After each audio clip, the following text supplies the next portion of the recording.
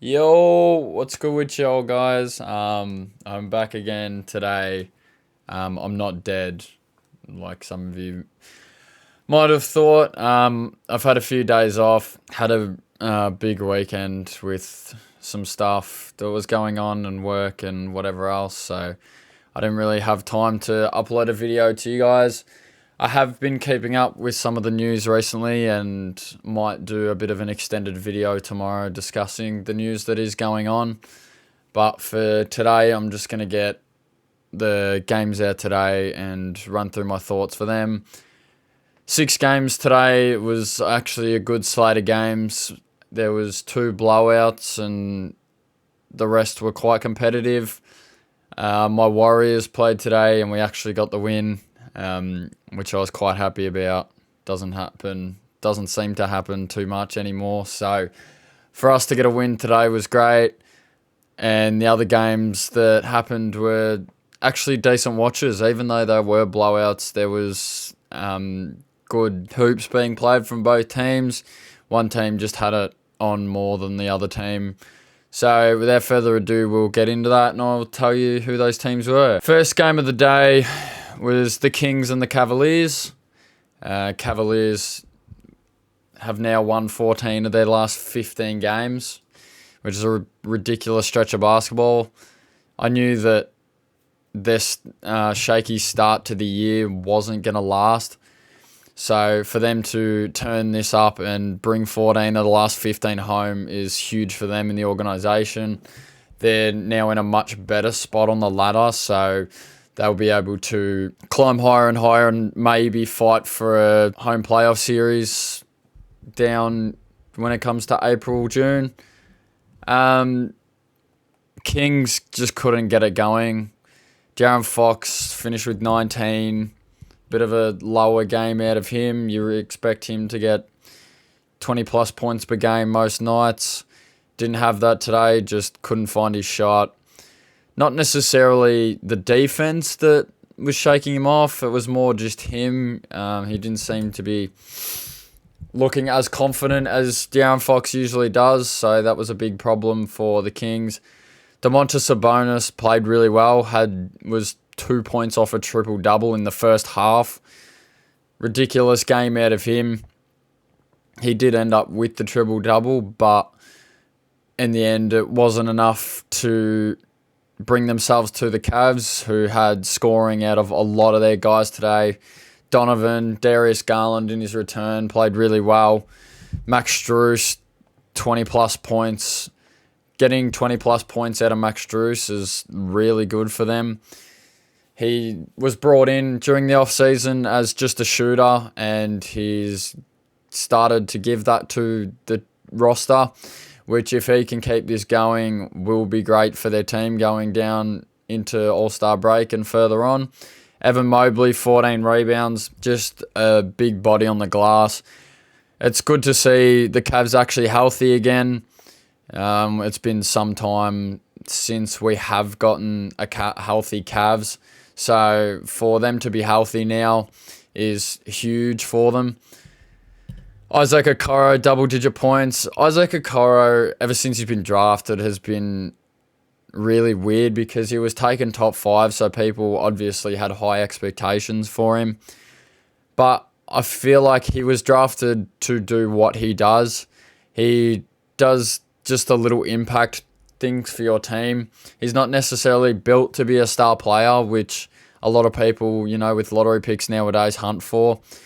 He's just a solid role player, and that I believe that'll all he'll be for his whole career. And every team needs role players. Not every team has star level players 1 through 10. So for him to be that solid of a role player for them, just be a defensive menace for him and give him shots on the other side of the ball.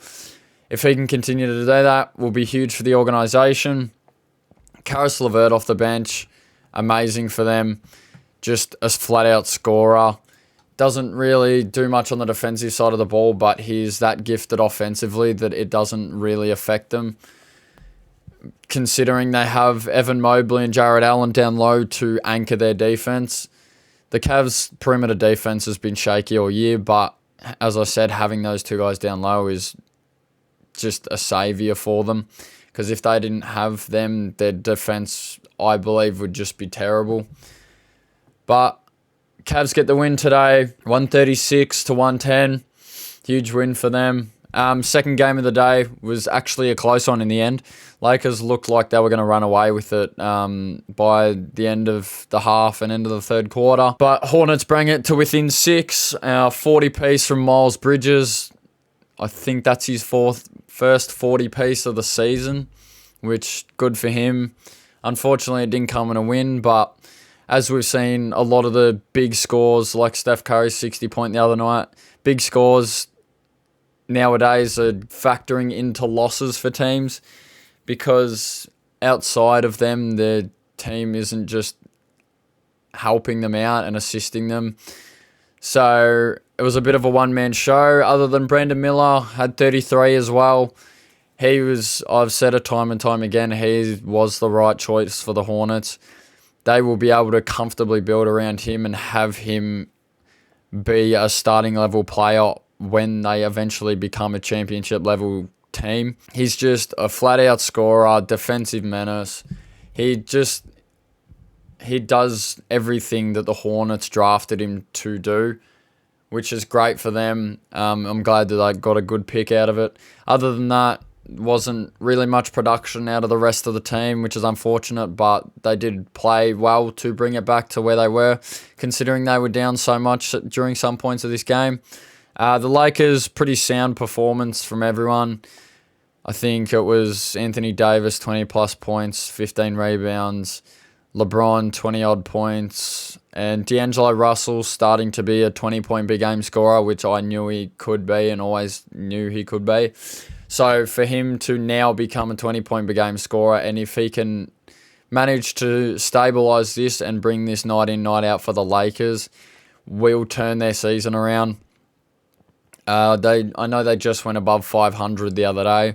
So if they're able to turn it around on the back of D'Angelo Russell's good performances, they will be able to make a hunt for the playoffs, which is great for the organisation because I just don't see the Lakers missing the playoffs again while LeBron's still active on their roster. Lakers take this one 112-24 to 118. Third game, Mavericks Sixers. This game was close up until about halftime. The Embiidless Sixers stuck around. Maxey played decently today.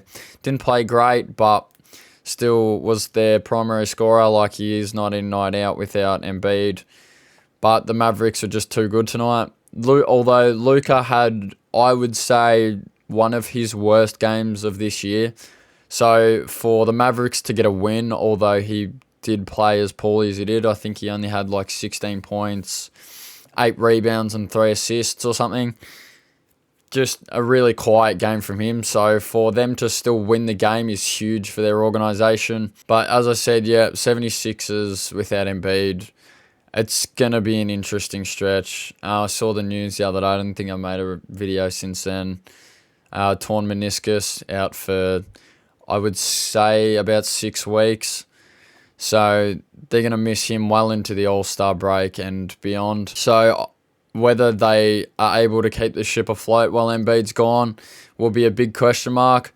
Coming up to the deadline now with his injury might change the way that the front office tackles the free agency and the buyout market, because at the moment they need someone. The roster they have around Tyrese right now isn't going to produce wins. Paul Reed, as good of an NBA player as he is, I can't see him as a starting caliber center night in and night out. As of right now, he could develop further down the line, but I just don't see him being a starting caliber center right now. So they might want to look into a bit of a third string center that is slightly advantaged compared to Paul Reed, just to hold down the fort while Embiid's away and give Maxey an option down low. Mavericks, Kyrie was back tonight, so that's a huge in for them. Hopefully Kyrie can stay healthy for the rest of the season. I've been missing watching him play basketball. He's an excitement to watch. Just scores every night. Never has an off game when scoring the ball.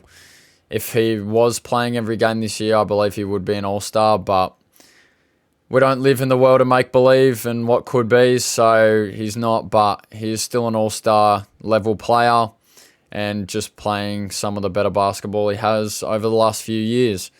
Mavericks take this on 118 to 102. Next game, my Warriors versus the Nets. Jonathan Kuminga, hats off to, I spoke about it in the video the other day. His development is just magical. He's just scoring and scoring and scoring and scoring. Him getting those minutes is probably one of the better decisions we've made as an organisation in the last few years. He's been wanting the playing time for years and years, and after he eventually went on the presser and said to Steve Kerr that he deserves more time and is uncomfortable with the time he's getting, he has been given that time and he has flourished. 20 points per game every other night. He's just playing really, really good basketball. Steph Curry, solid as a rock, struggled for 3/4 of this game, and think he had 12 or 14 points in the last quarter that got him to near 30 points, ended with 29. So, huge for us. The Nets, well-rounded team performance, stuck around with us the whole game, but wasn't enough in the end. Cam Thomas is just scoring and scoring. Mikal Bridges, just an anchor for their team. Cam Johnson, shooter. Just great to see from their team. The Nets, for my personal opinion, in a bit of a weird position because I feel like they are a playoff team, but because of some of the teams that are in the association right now, they're not a playoff team. It's a weird thing to say, but I just don't know where their playoff success comes from because they are good enough to win games, but are they good enough to win a 7-game series against some of the better teams?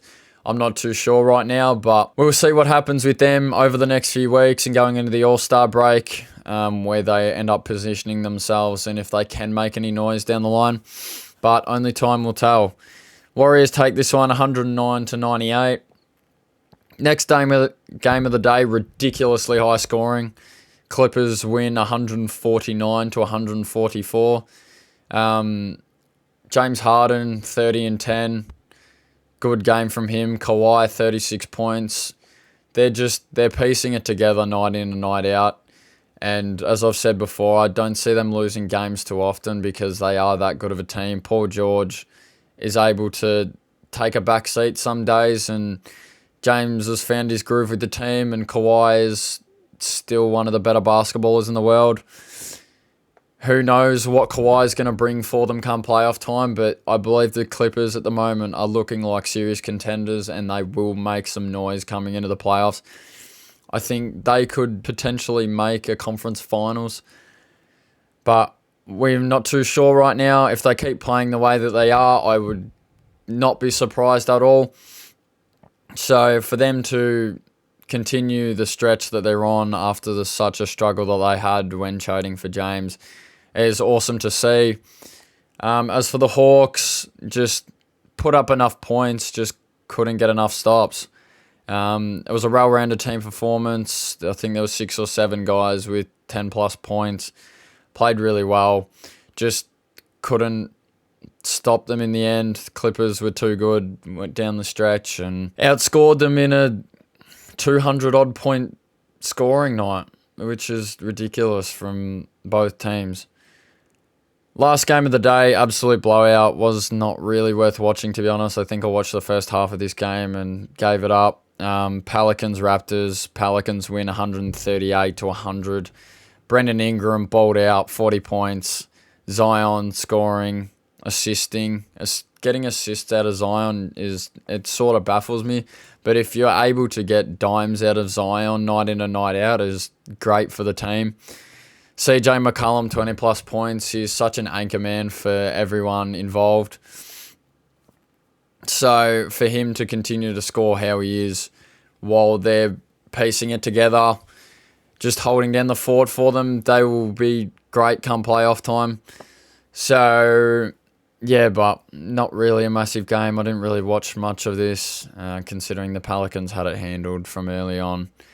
So that's all I really have today. Scotty Barnes didn't score enough. Top scorer, Grady Dick with 22.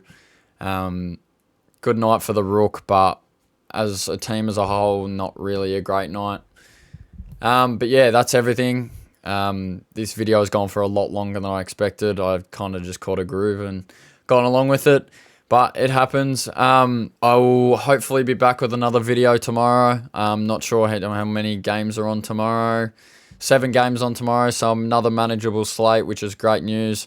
So hopefully I'll see you guys then with another take on everything. But yeah, stay safe, look after yourselves, and I'll see you in the next one. Peace.